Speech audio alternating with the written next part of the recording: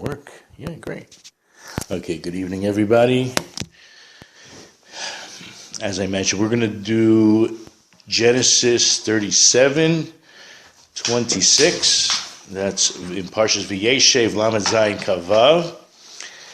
I'll read the verse first in English and then in Hebrew.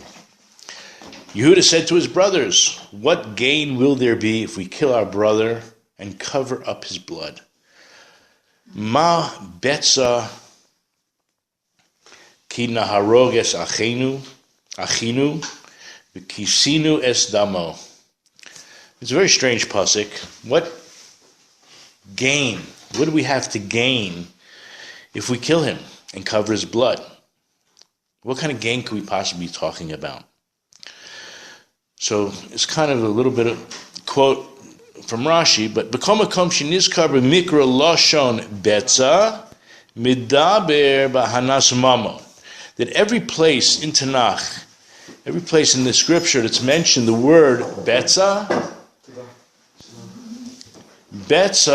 is an understanding of the word hanaat mamon, some kind of financial benefit, some kind of gain.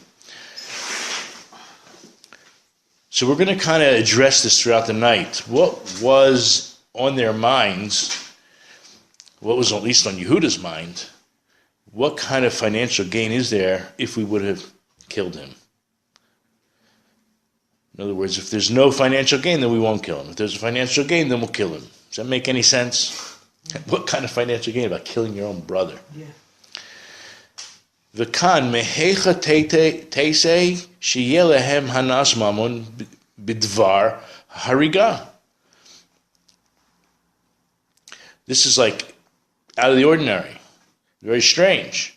Here, from where would we even possibly think that there's some kind of financial gain from murder? Al keinir lomar. Therefore, it seems. This is what it's saying. Shekol ikar hakina haytala habachora. So we're going to discuss this a lot tonight. That the main point of this jealousy that existed amongst the brothers, or let's say it could be Yehuda, could be Ruvain, but the brothers, it says all of them, right? They all had this jealousy.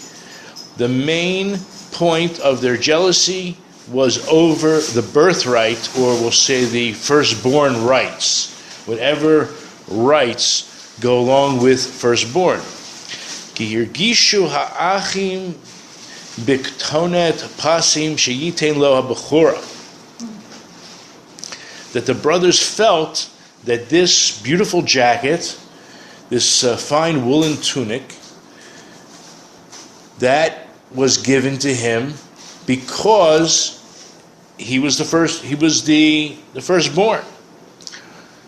So now we're going to skip back. I mentioned to you, we're going to go back to Pasuk Gimel. So if you go back to Lamed Zayin Gimel, and I'm going to quote the verse, and then we're going to see Rashi on that. So here we go, Lamed Zayin Gimel.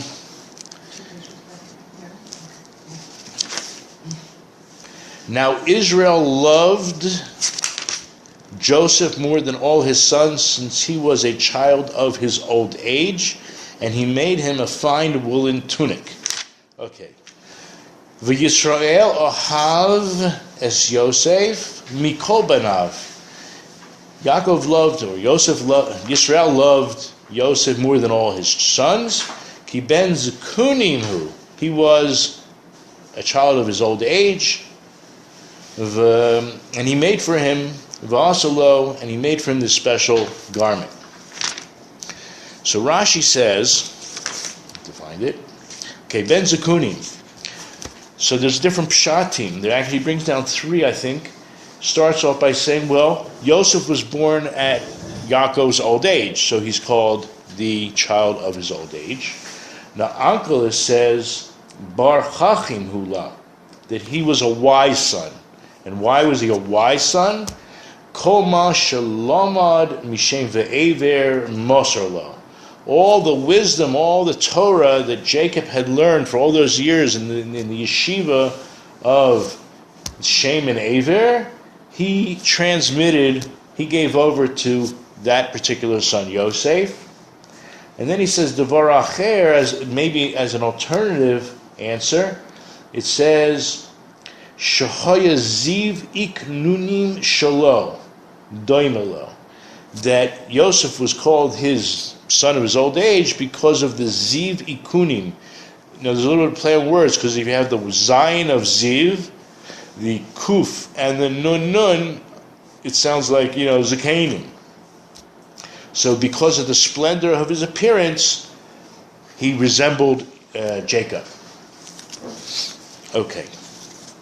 So now that we saw that verse, we're going to go into our Kli Yakar and go back to that verse to see what the Kli Yakar actually says about this verse. So we're going back to page Kuf Samech Chet. So it's verse 3. We're going to skip the first paragraph. We're going to start where it says, it's right in the middle, Devar Acher. Alternatively, Shekom, everyone has it? Devar Acher. Shekom Masha Lamad Min Shem Ve'ever Moser Lo. Everything that Yaakov had learned from Shem and Aver, these were the two Rosh Hashivas, great-great-grandparents, he taught over to specifically Yosef.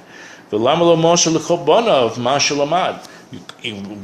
we can ask, why did Yaakov only give this information or the wisdom and pass it on to one son? He had many sons. Why did he not pass it on to all the rest of his sons? Certainly it must be. And it is hard to say about our forefathers. The truth is, our forefathers, Abraham, Isaac, and Jacob, these are the heads of the tribes, that they were, let's say, they disliked this wisdom. They were not keen. Ma'asu is a strong language. It's more than dislike. They didn't want to bond with their father, Yaakov, to listen to him, or listen from the Torah that he had to offer. Ava Yosef ben Zekunim Hulo. But as we saw, Yosef was we had three different explanations. What Ben Zekunim was in Rashi, that he was the son of his old age, or he was the one who loved wisdom. He was the wise son, or the one that looked like him. He had the Ziv Shechina. Shetamid hu panolo Yaakov. He constantly turned to Yaakov to learn. V'niksaf l'shmoa mepiv, and he yearned to listen from what came out of his mouth. Mashal lamud mishem ve'ever, whatever he had learned in his early yeshiva days from Shem and Aver. Al kain ahevo. That's why Yaakov loved Yosef so much. And V'targumo, Rashi says that this was what Onkelos mentioned, Bar Chachim Hulo. He was a wise son. And there's a verse in Job, in Iyuv. It says, B'shishim Chachma, in old age there is wisdom. So we understand a little bit here that we're not obviously talking about Yosef per se, but when you look at our elders, we should recognize that's where the wisdom is. So maybe we are talking about Yosef also, but I think it's referring to Yaakov. V'zeh sha'amar, and this is what the last explanation in Rashi was, Shahayav ziv ikonim doimelo, that his countenance, right, was very, what's the word? I used it before. It was exuberant, and it was also similar to him. Ki chachmas adam talir panav, because in Kehelis, in Ecclesiastes, it says in chapter 8, Pasuk Aleph, that wisdom of man illuminates his face. So we see the wisdom both on his father and on Yosef. There was an illumination, and that was a similar thing that they had. V'yesh remez kan l'masha amru chazal in Kedushin mem bet. There's a hint here to what the rabbis have said in Gemara Kedushin. Nanu kulam v'amru. There might have been an argument: what's greater, learning Torah or doing actions? And they all agree Talmud is gadol, that learning is greater. But why? Because shemevi lidei ma'isa. I mean, it's kind of like a catch-22, and it's a twist. But the reason that the learning is greater is because it actually brings you to do the action, which is obviously why some held the action was greater. If you're going towards a goal, but the Talmud brings you to the highest level of action, because then you know how to do it right. Kach hizkir kan shleimus shel Yosef b'pasuk. So thusly, we have the mentioning here of the completion or the perfection of Yosef in the verse, Hayeroe es achi betzon, that he was shepherding his brother's flock. Lema'et kol minei ri'ah ha'asurim. This comes to exclude any type of pasturing that's forbidden. So it's even a pimp in Hebrew is a roetz tznus. To pasture is not always the most productive use of one's time.